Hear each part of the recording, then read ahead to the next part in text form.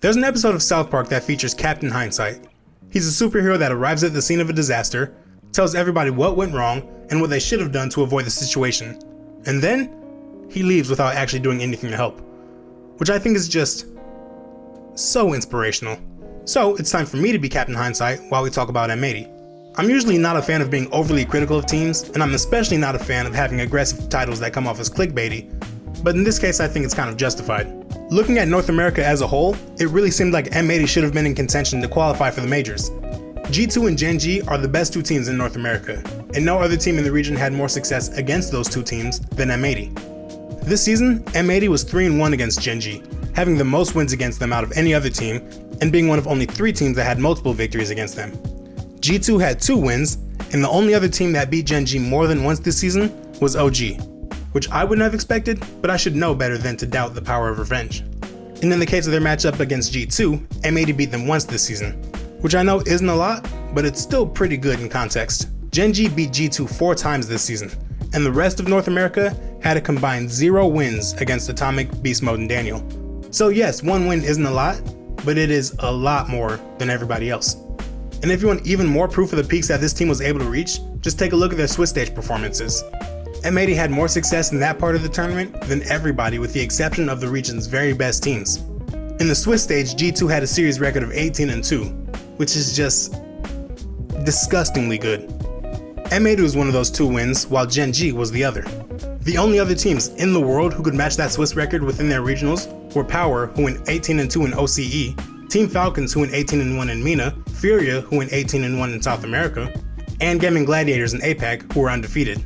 But looking back in North America, Gen G and Space Station were tied for the second best Swiss record at 18-6, and M80 had the 4th best at 17-7.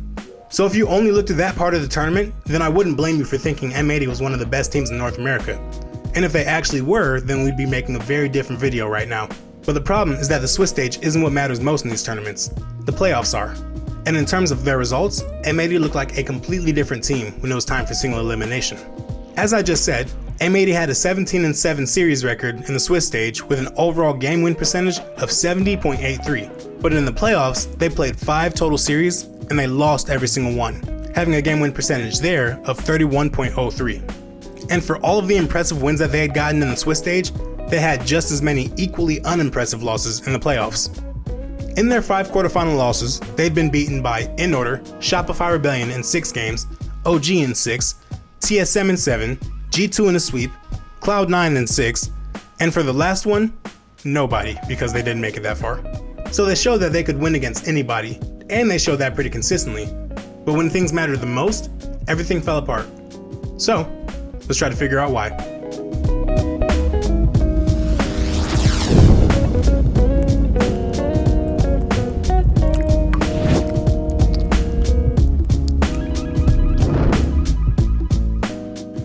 So of course, let's start off with the good, which there is plenty of.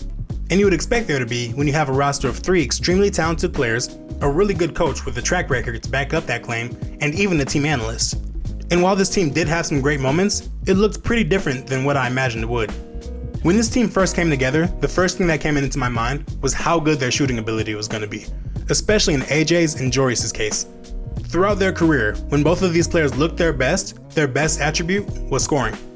Like for AJ, even though he was on a FaZe team that made it all the way to the top 4 in the World Championship at the end of the 2022 season, I still think the best that he's ever looked individually was during the 23 season with Optic, where he led the region in goals per game at 0.95 while having the most shots and the 4th highest shooting percentage.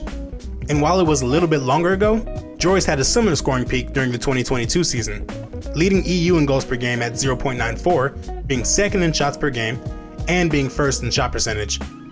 These stats are already impressive enough, but I would say that the eye test made them look even better, because some of the shots that Joris managed to pull off during this time were crazy, and his shooting display during this season was one of the most impressive I've ever seen, right next to Ronicky during Season X. No, I'm not joking, and yes, I will still die on this hill.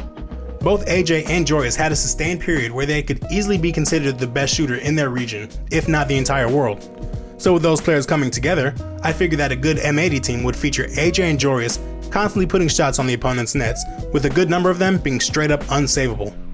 And for Nas, I couldn't make too much of a prediction around him since he had literally never played in the RLCS before, but we knew that he was extremely talented from a mechanical standpoint thanks to his standout performances in the 1v1 circuit before the start of his pro career.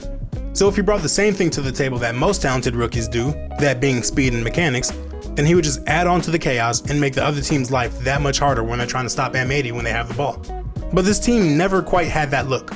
All three players had pretty decent scoring numbers, but it wasn't close to the crazy peaks that we had seen out of them in the past. Their scoring output was actually extremely balanced between all three players, with Nas and Joyous having 0.7 per game, and AJ being right behind them at 0.69 per game. So if elite non-stop scoring wasn't their biggest strength, then that begs the question, what was? And in all honesty, it was Nas. Statistically, he led the pack for this team, being tied for the most goals, leading them in assists, saves, and goal participation. And while the leads he had in those stats are significant, they weren't massive. But a lot of the time when you watch this team, when something good was happening for them, it was because of Nas.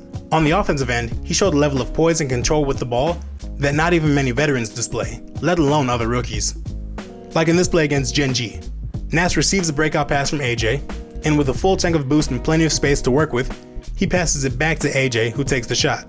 Then when that's saved and sent up high, Nas is right next to it, with both G2 players in an uncomfortable position.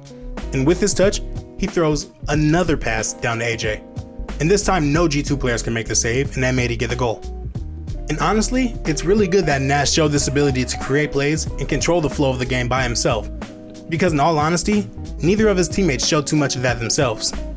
AJ and Joyce have proven to be phenomenal shooters in the past, but on those previous teams, they were also in environments that catered to those strengths and allowed them to be the best version of themselves from a scoring standpoint. For AJ, that Optic squad he was on had Reddles, who was obviously racking up the demos and constantly creating open nets. And Magic Bear was an extremely capable defender who could handle uncomfortable situations about as well as you could reasonably expect out of a player.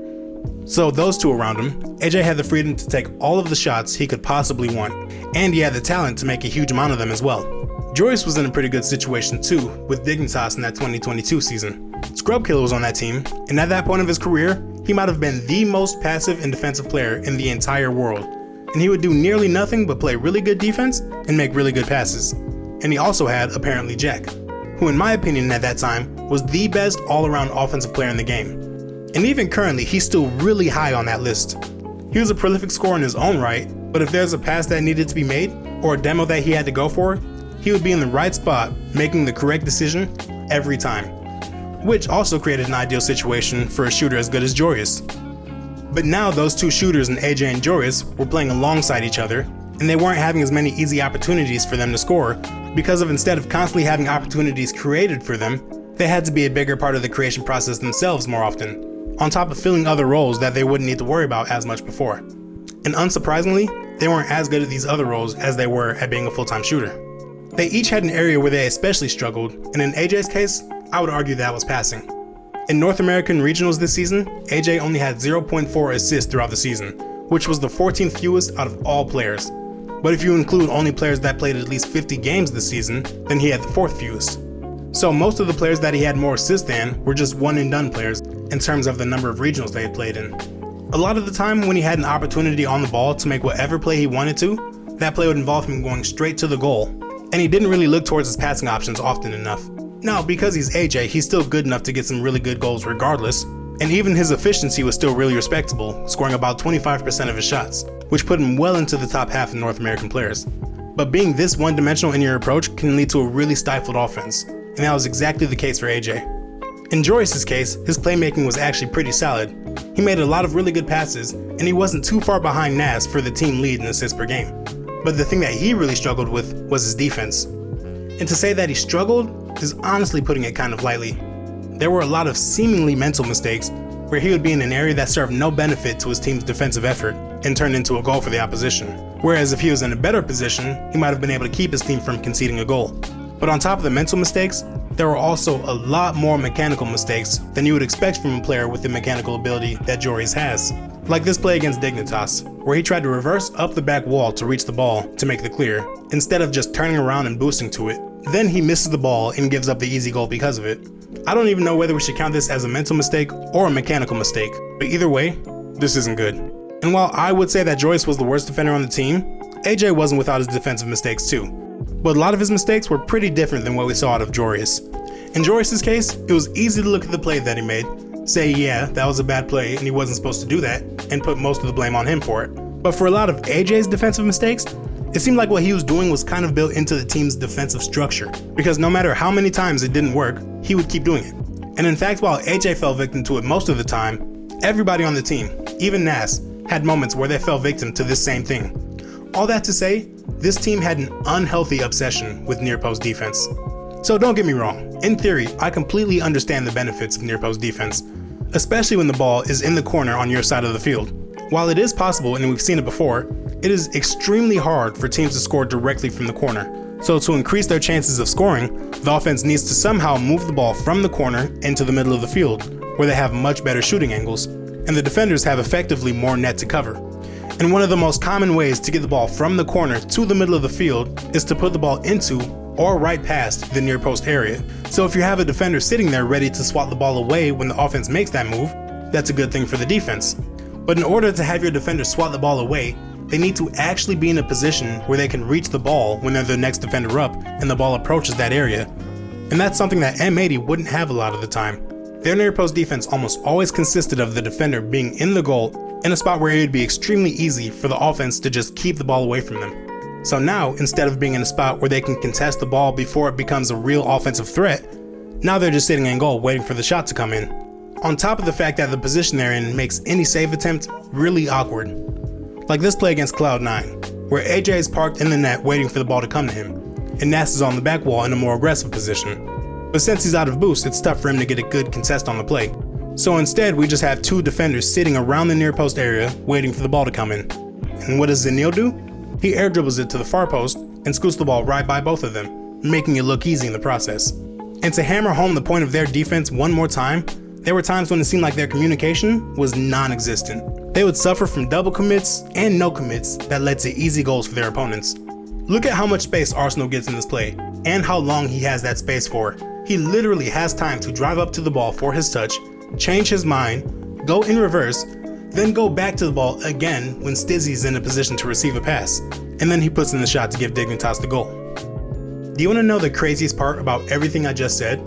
When I first started making this video, I was expecting to see a lot of good stuff from M80 in the Swiss stage and a lot of bad stuff in the playoffs, at which point I would compare the two performances and find out where the discrepancies lied, and then come to a conclusion about their overall performance. But all of the negatives that I just brought up were just as prevalent in the Swiss stage as they were in the playoffs. If you look at the stats, M80 in the Swiss stage seemed like a much better team with better numbers across the board.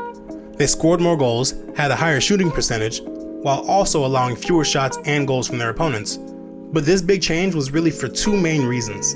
The first was pretty obvious in that the competition in the Swiss stage was a lot easier than what you face in the playoffs. And if there's one thing that M80 did consistently, it was beat the teams that they were better than. Throughout the season, M80 was undefeated against teams that didn't make it to the playoffs of that same tournament. Every team that they lost to in the Swiss stage was a team that would eventually go on to make it top 8 or beyond. So even if some of those losses might have been matches where M80 were favored, they were still very solid teams, and I don't think, in hindsight at least, that they can be considered that big of an upset. M80 was more than talented enough to punish mistakes from their opponents, so when they played teams that made more mistakes, that turned into more goals for them. And the second reason that this team had really good stats in the Swiss stage is that they just had a really good matchup against Gen G. I already went through M80's record against them, but on the field, the main thing that worked out for M80 was the fact that they were all really good in 1v1 scenarios. And with the way that Gen G played defense, or maybe how they play offense, depending on how you look at it, there would be a lot of these 1v1s. They would often have their second man go for an aggressive dive to try to keep the ball on the offensive side, and while he does that, the third man will be in a safe position on defense so that they're not completely stranded on that end. So while the player diving does have backup, the problem that they'd run into is that if the second man gets beat, the other team now has a lot of space on the ball. So now the one player back on defense has to try to deal with an insanely mechanical player, regardless of who has the ball for M80. And they might even need to deal with the second player coming up to make a bump. Gen G have 3 really good players, but even they're going to struggle to make stops in scenarios like this. And seeing the matches between these two teams lets me think that at least a little bit of M80's playoff shortcomings can be chalked up due to bad luck. Because if M80 ever got matched up against Gen G in the quarterfinals, then I think that they would get the win, and they would have at least one playoff win to show for their season. But let's get back on topic because this isn't a Gen G video. Plus, Furia might play them in the World Championship, so I should probably shut up now. But if you look at M80's performances in the playoffs, it's not too different from all the stuff we just went through, except there was more of the bad stuff that we had talked about, and less of the good stuff. You would basically get everything you expected out of this team based off their Swiss stage performances, but now that they're going up against the top 8 quality team every single time in the playoffs, with the inconsistencies that M80 had as a team, their level of play wouldn't be enough to take them from the top 8 to the top 4. Now, some of the teams that they had lost to in the quarterfinals were teams that they had beaten before in the Swiss stage and other tournaments. And sometimes they would win against a team in the Swiss stage of a tournament only to lose against them the next day in the playoffs. Event 5 was the clearest example of that, where they beat Cloud9 in 5 games in the Swiss stage and then lost to them in 6 games in the playoffs. So even though this team had their chances, they never really pulled through. Maybe there was some kind of mental block for this team that would affect their play in the playoffs that wouldn't affect them in the Swiss stage. But if there was, that's not for me to say, because I'm an analyst and not a therapist. So the only question left is, where do these players go from here? And the most obvious answer is to their new teams. Joris has already confirmed that he's going to Europe, and with the off-season tournaments quickly approaching, we can expect to find AJ and Nas on new teams pretty soon here. But even though this season didn't work out for them, I'm still extremely confident that all 3 players and their coach Nick will find plenty of success in their futures. But even though this season didn't work out for them, I'm still extremely confident that all 3 players and their coach Nick will find a lot of success in their future, because they all have a lot left in the tank. Especially so in Nas's case, because after what I saw from him this season, I think he can really grow into being one of the best players in the world. But I suppose only time will tell. And until then, thanks for watching.